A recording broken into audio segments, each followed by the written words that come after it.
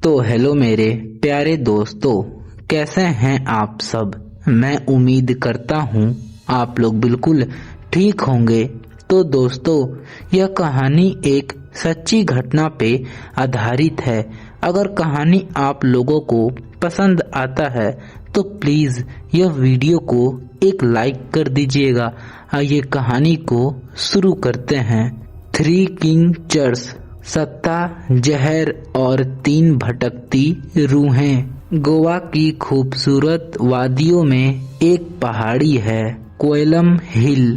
दिन के उजाले में यहाँ से समुंदर का नजारा स्वर्ग जैसा दिखता है, लेकिन सूरज ढलते ही यह स्वर्ग एक जीवित नर्क में बदल जाता है।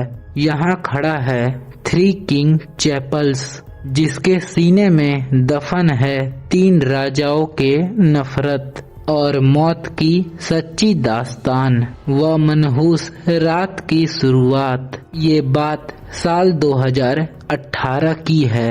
मैं और मेरा दोस्त राहुल, जो पैरानॉर्मल इन्वेस्टिगेशन के शौकीन थे, गोवा के अनसुने रहस्य को कैमरे में कैद करने निकले थे। स्थानीय लोग ने हमें चेतावनी दी थी, वहाँ पे जाना मतलब मौत को दावत देना है। वह राजा आज भी अपनी हार नहीं भूले हैं। हमने उनकी बातों को अनसुना मान के अनदेखा कर दिया।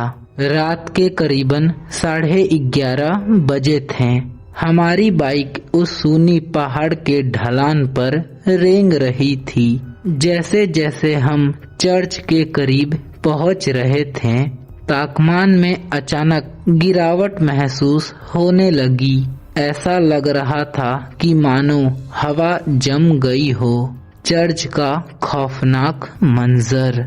चर्च के सामने पहुंचते ही एक अजीब सा भारीपन, हैवीनेस महसूस हुई। चारों तरफ ऐसा सन्नाटा था जो कानों को फाड़ रहा था।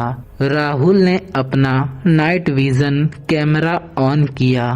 चर्च की सफेद दीवारें चांद की मध्यम रोशनी में किसी कफन जैसे चमक रही थी।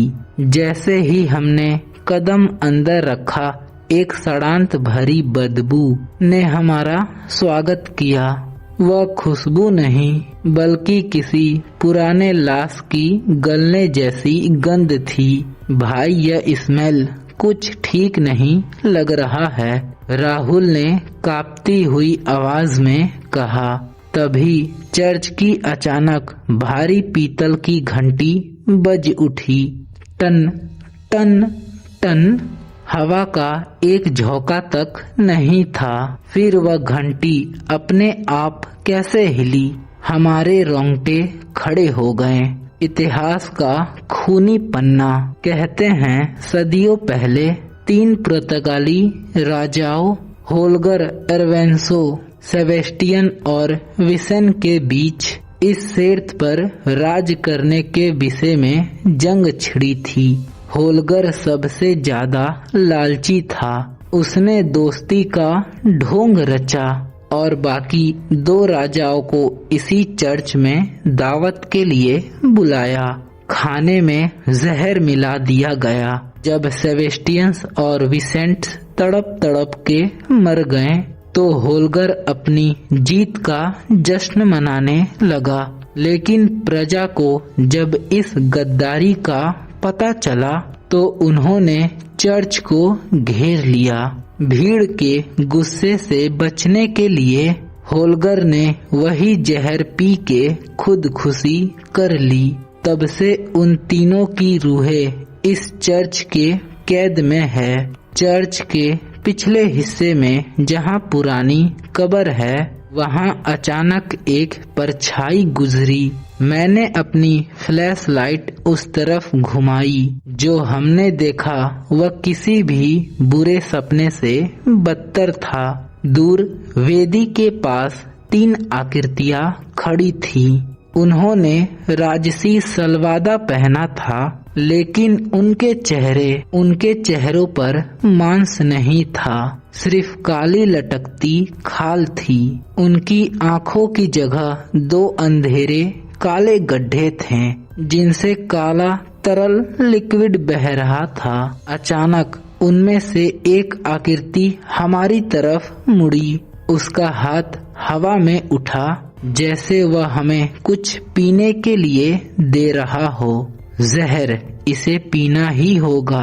एक गूंजती हुई फुसफुसाहट सीधे हमारे दिमाग में गूंजी। वह आवाज गले से नहीं बल्कि सीधे आत्मा से निकल रही थी।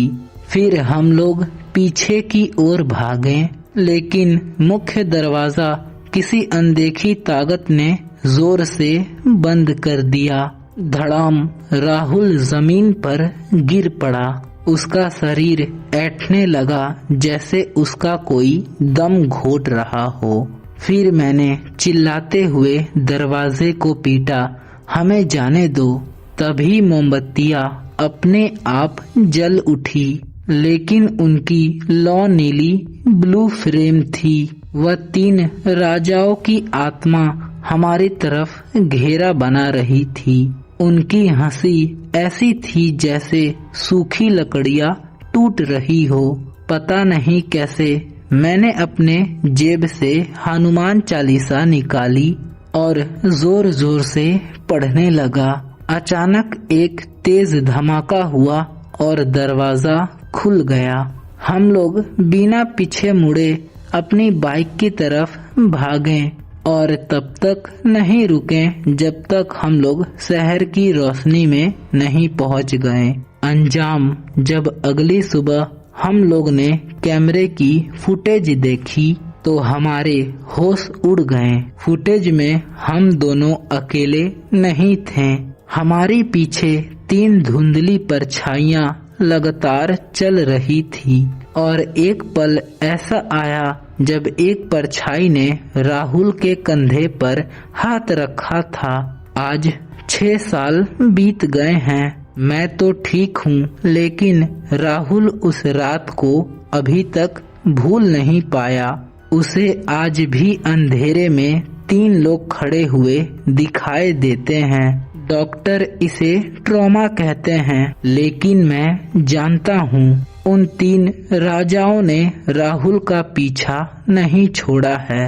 और मैं इस वीडियो से आप लोगों को एक सलाह देना चाहता हूँ कि आप लोग कभी भी गोवा जाएं तो 3 किंग चर्च की खूबसूरती जरूर देखें, लेकिन याद रखिएगा